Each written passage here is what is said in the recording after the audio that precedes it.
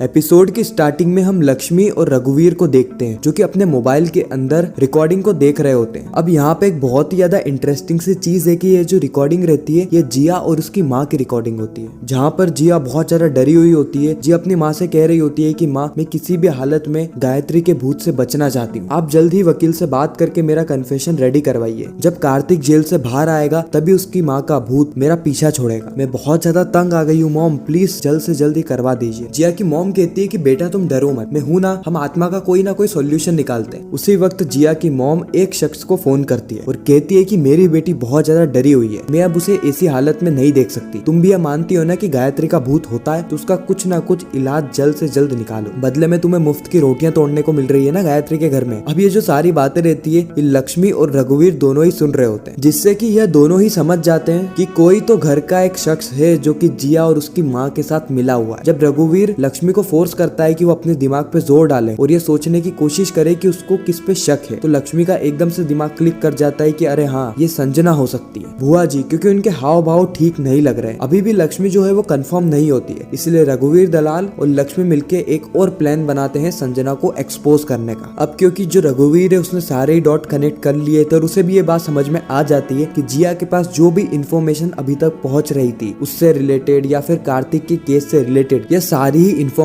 संजना जिया को बता रही थी। अभी के टाइम पे लक्ष्मी और रघुवीर दोनों का एक ही मिशन है कि 7 दिन के अंदर ये जिया से कन्फेशन लेकर कार्तिक को जेल से बाहर छुड़वाएंगे, और इसके लिए अगर इनको कुछ भी करना पड़े तो यह लोग वह चीज करेंगे। फिर लक्ष्मी रघुवीर से रिक्वेस्ट करती है कि वह उसे पुलिस स्टेशन ड्रॉप कर दे ताकि वह कार्तिक से मिल सके। लक्ष्मी देखती है कि कार्तिक जो है वो बहुत ज्यादा डरा हुआ है क्योंकि उसके पास सिर्फ 6 दिन ही बचे हुए। अगर 6 दिन में कोई ठोस प्रूफ नहीं मिलता है तो कार्तिक हमेशा हमेशा के लिए जेल में ही बंद रहेगा। लक्ष्मी कहती है कि आपको डरने की कोई भी जरूरत नहीं है, मैं हूं ना। कार्तिक जवाब में कहता है कि महालक्ष्मी, जब भी तुम कहती हो कि मैं हूं तो मेरे अंदर एक विश्वास जग जाता है और अभी तक मैं विश्वास के सहारे ही जिंदा हूं, नहीं तो बिना लक्ष्मी के ये कार्तिक निगम कब का ही मर गया होता। फिर हम देखते हैं कि हमें इन दोनों के ही बीच में एक बहुत ही ज्यादा अच्छा इमोशनल सीन देखने को मिलता है बहुत समय के बाद। अगले सीन में हम देखते हैं कि लक्ष्मी जो है वो नींबू पानी पी रही होती है कि उसी समय संजना भी वहाँ पर आ जाती है। संजना लक्ष्मी से पूछती है कि लक्ष्मी ये तुम क्या कर रही हो। लक्ष्मी जवाब देती है कि मैं तो नींबू पानी पी रही हूँ। संजना वापस से पूछती है कि तुमने कौन सा नींबू निचोड़ा है। लक्ष्मी कहती है कि जो यहाँ पे पड़ा हुआ था। उसी वक्त जो लक्ष्मी है वो गायत्री की आवाज में कहती है कि हाँ, मैं पी गई नींबू पानी, तुम भी पियो संजना। और जो संजना है अब उसकी वाट लग जाती है क्योंकि उसको ऐसा लगता है कि लक्ष्मी के अंदर गायत्री का भूत है। वो लक्ष्मी से कहती है कि लक्ष्मी,